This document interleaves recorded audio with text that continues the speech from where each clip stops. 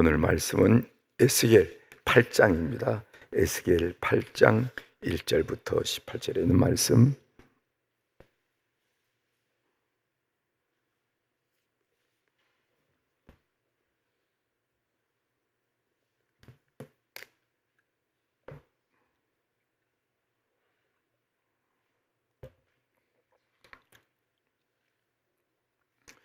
에스겔 8장 1절부터 18절에 있는 말씀 찾으셨으면 제가 봉독해 드리겠습니다. 여섯째 해 엿새 달 초닷새에 나는 집에 앉았고 유다의 장로들은 내 앞에 앉아 있는데 주 여호와의 권능이 거기에서 내게 내리기로 내가 보니 불같은 형상이 있더라. 그 허리 아래의 모양은 불같고 허리 위에는 광채가 나서 단쇠 같은데 그가 손 같은 것을 펴서 내 머리털 한 모숨을 잡으며 주의 영이 나를 들어 천지 사이로 올리시고 하나님의 환상 가운데 나를 이끌어 예루살렘으로 가서 안뜰로 들어가는 북향 한 문에 이르시니 거기에는 질투의 우상고 질투를 일으키게 하는 우상의 자리가 있는 곳이라. 이스라엘 하나님의 영광이 거기에 있는데 내가 들에서 본 모습과 같으라. 그가 내게 이르시되 인자야 이제 너는 눈을 들어 북쪽을 바라보라 하시기로 내가 눈을 들어 북쪽을 바라보니 제단 문 어기 북쪽에 그 질투의 우상이 있더라. 그가 또 내게 이르시되 인자야 이스라엘 족속이 행하는 일을 보느냐. 그들이 여기서 크게 가증한 일을 향하여 나로 내 성소를 멀리 떠나게 하느니라. 너는 다시 다른 큰 가증한 일을 보리라 하시더라. 그가 나를 이끌고 뜰문에 이르시기로 내가 본즉 담에 구멍이 있더라. 그가 내게 이르시되 인자야 너는 이 담을 헐라 하시기로 내가 그 담을 허니 한 문이 있더라. 또 내게 이르시되 들어가서 그들이 거기에서 행하는 가증하고 악한 일을 보라 하시기로 내가 들어가 보니 각양 곤충과 가증한 짐승과 이스라엘 족속의 모든 우상을 그 사방벽에 그렸고 이스라엘 족속의 장로 중 70명이 그 앞에 섰으며 사반의 아들 야사나도 그 가운데에 섰고 각기 손에 향료를 들었는데 향연이 구름같이 오르더라. 또 내게 이르시되 인자야 이스라엘 족속의 장로들이 각각 그 우상의 방한 어두운 가운데에서 행하는 것을 내가 보았느냐. 그들이 이르기를 여호와께서 우리를 보지 아니하시며 여호와께서 이 땅을 버리셨다 하느니라. 또 내게 이르시되 너는 다시 그들이 행하는 바 다른 큰 가증한 일을 보리라 하시더라.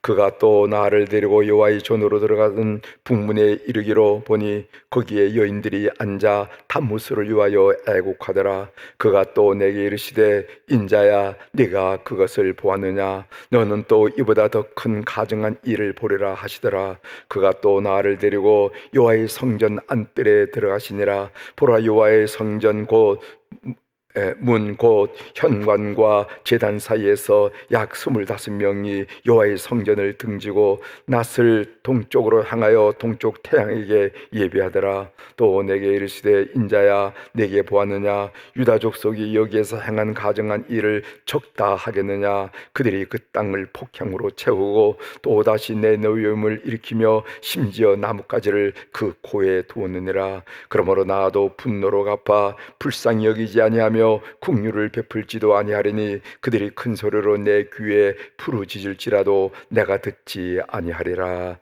아멘. 18절까지 함께 읽었습니다.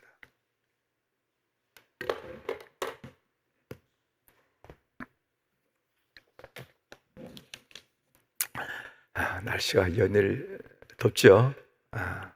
여러분들 저녁에 잘 주무셨는지 모르겠습니다. 오늘 에스겔 8장에 있는 말씀을 중심으로 주제를 성령의 저는 우리 마음에 무엇을 담고 있는가, 이런 주제로 같이 좀 은혜를 나누고자 합니다. 성경에서는 우리를 뭐라고 그럽니까? 너의 몸은 너의 것이 아니라 값으로 산 성령의 전이라. 이렇게 우리 몸을 성경이 표현하고 있는데 우리 몸에, 우리 마음에, 우리 가슴에 무엇을 담고 있는가 한번 보겠다 한 말씀이죠. 오늘 이 본문 내용은 에스겔 8장 이 본문 내용은 에스겔이 환상 중입니다. 환상 중에 예루살렘 성전에서 자행되는 네 가지 가증한 일을 목격한 후에 서술한 내용이에요. 사실 에스겔 7장을 우리가 지난주에 읽고 오늘 8장 있는데, 이 에스겔 7장과 8장 사이에는 1년 2개월 차이가 있습니다. 오늘 8장의 환상은 요야긴 왕이 포로로 잡혀온 지 6년째, 즉 BC 592년에 본 환상입니다. 오늘 본문에 보면은 가증하다라는 말이 6번이나 나와요. 가증하다. 6절에도 2번 나오고 9절, 13절, 15절, 17절 여기 보면 가증하다 이렇게 나옵니다. 그 6절 한번 제가 예를 들어 읽어보겠습니다. 6절, 그가 또 내게 이르시되 인자야, 이스라엘 족속이 행하는 일을 보느냐?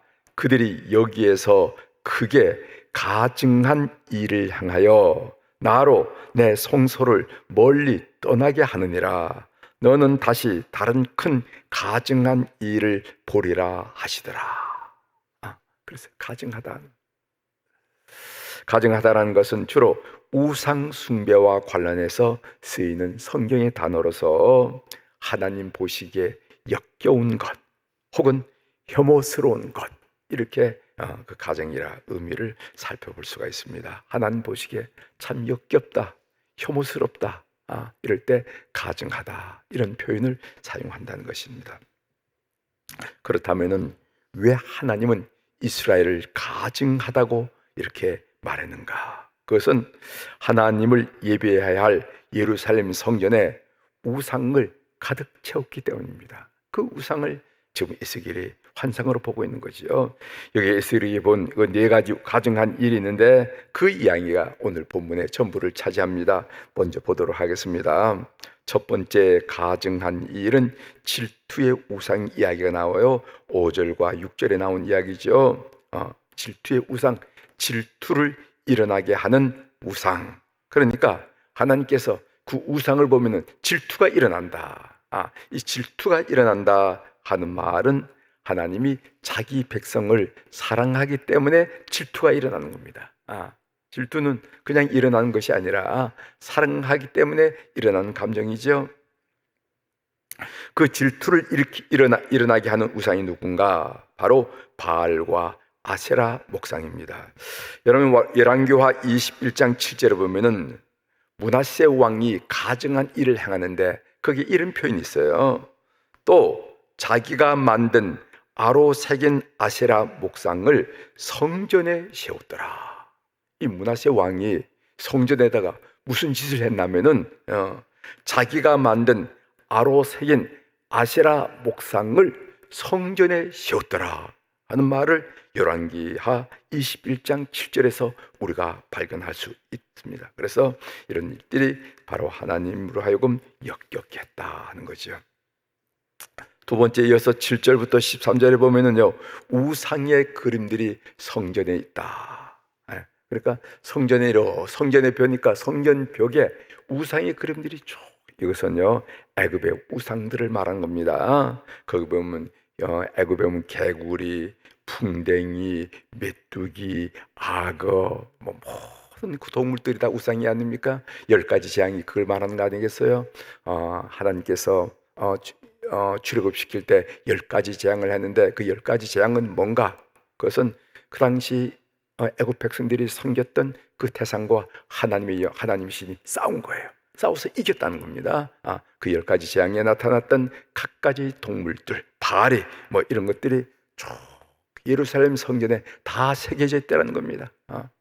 그리고 거기 보면은요, 이스라엘의 장로들이 거기다가 향연을 피웠다. 무슨 말이냐면 향기로운 연기, 기도를 했다는 겁니다. 풍뎅이를 향하여, 개구리를 향하여, 파리를 향하여 축복해달라고, 도와달라고 기도를 올렸다. 향연이 올라갔다 하는 말씀이 그 말이죠. 그런 일들이 성전 안에 일어났다 하는 얘기죠.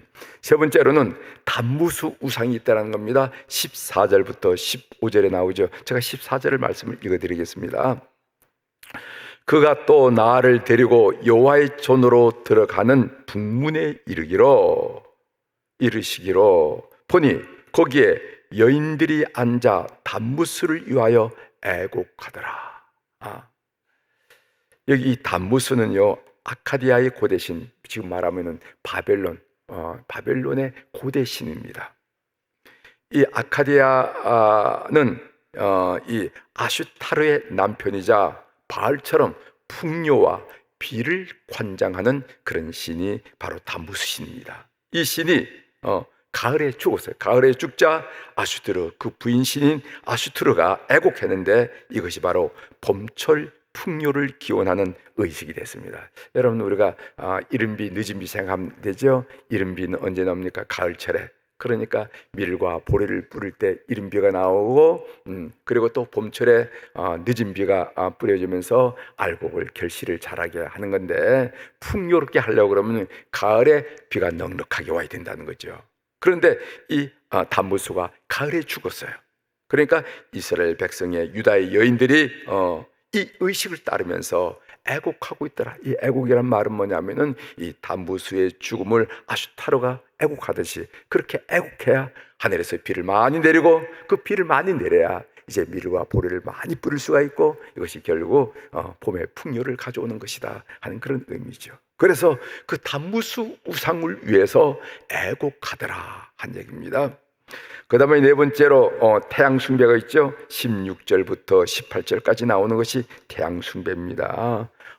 성전 안에서 이스라엘 장로들이 또 제사장들이 성전에 하나님 앞에 제단에서 하나님께 예배드리고 지성소를 향해서 예배드린 게 아니라 오히려 동쪽을 향해서, 그러니까 반대쪽이 되는 겁니다.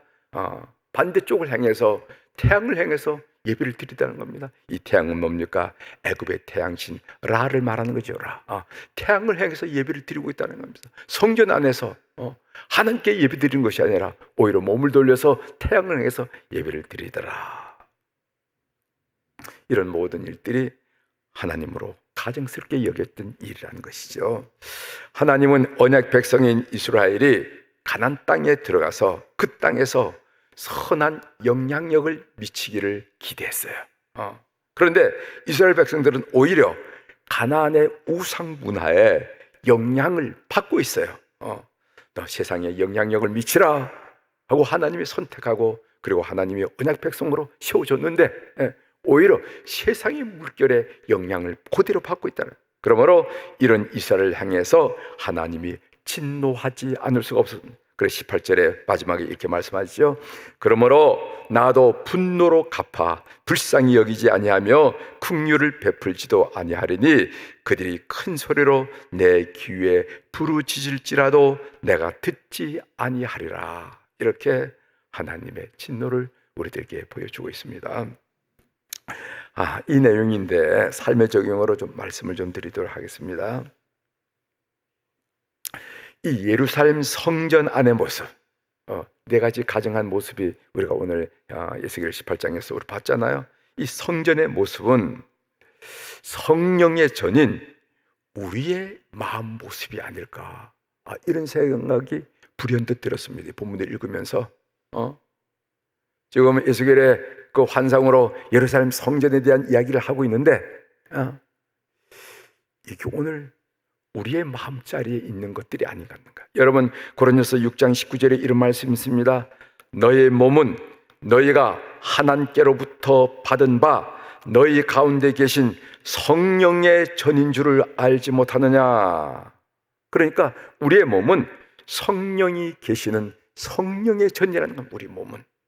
만일 누군가가 우리의 속마음을 환상으로 보고 그것을 표현하고 한다면 성령이 주신 우리 마음에 우리는 무엇을 담고 있을까, 이런 생각입니다.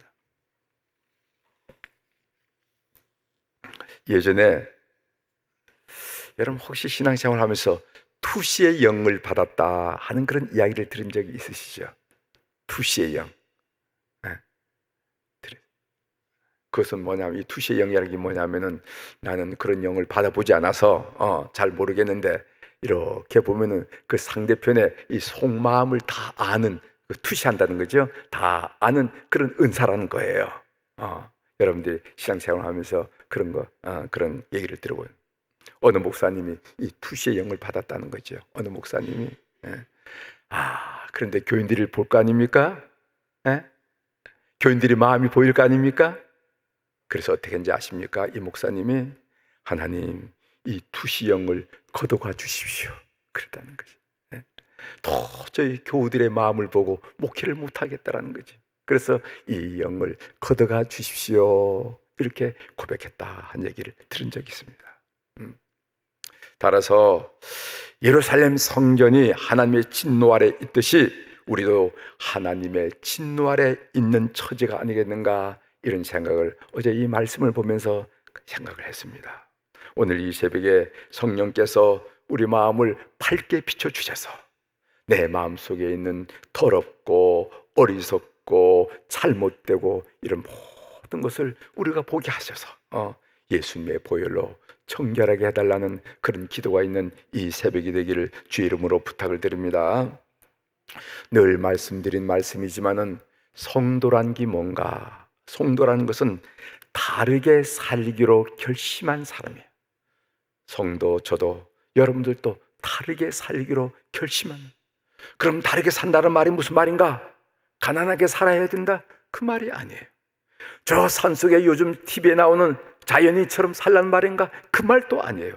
이 다르게 산다는 말은 무슨 말인가 하면은 살아가는 목적, 살아가는 방법이 달라야 된다는 것입니다. 살아가는 목적과 살아가는 방법이 다르므로 이 세상에 있는 많은 사람들에게 선한 영향력을 미치도록 하나님께서 우리를 성도로 부르시고 축복하시고 이끄신다는 겁니다. 그런데 이 다른 목적으로 다른 방법으로 산다는 것이 쉬운 일이 아니에요.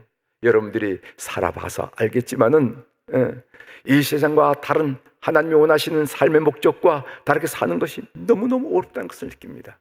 우리 스스로도 느끼지만은 이렇게 살아봤자 세상이 그렇게 평가해 주는 것도 아니에요. 이게 더 어려워요. 우리가 그렇게 살 때 세상이 어느 뉴스가 보고 말입니다. 어느 기자가 보고 이 사람이 우리와 다르게 이렇게 산다 이렇게 평가를 해주고 인정을 해준다 그러면 다르게 살 수 있는 것이 격려를 많이 받을 거예요. 그러나 세상은 오히려 우리를 향해서 어리석다고 말한다는 겁니다.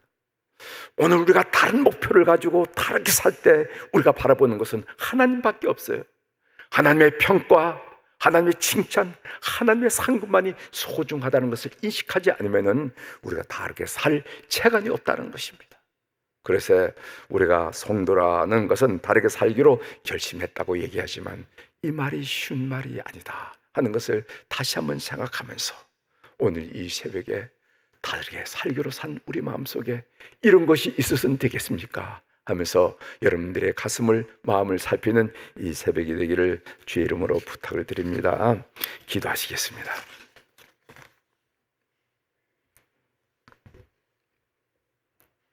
하나님 아버지, 오늘 월요일 날 에스겔 8장에 나와 있는 이 귀한 말씀, 예루살렘 성전, 하나님께서는 이스라엘 백성들을 다르게 살게 함으로 모든 가나안 백성뿐만 아니라 이방 민족들에게 선한 영향력을 끼쳤으면 좋겠다 하는 그런 바람과 기대를 가지고 이스라엘 백성들에게 가나안 땅을 허락했지만은 그들은 오히려 가나안 문화의 영향을 받아서 성전 안에 가득 우상을 만들어 놓고 오히려 성전에서 하나님은 등지고 세상을 향해서 우상을 향해서 향연을 피우고 기도하며 예배하는 모습을 오늘 성경이 그려주면서 오늘 우리의 마음자리도 다시 한번 생각해 볼 수 있도록 은혜를 주시오니 감사합니다.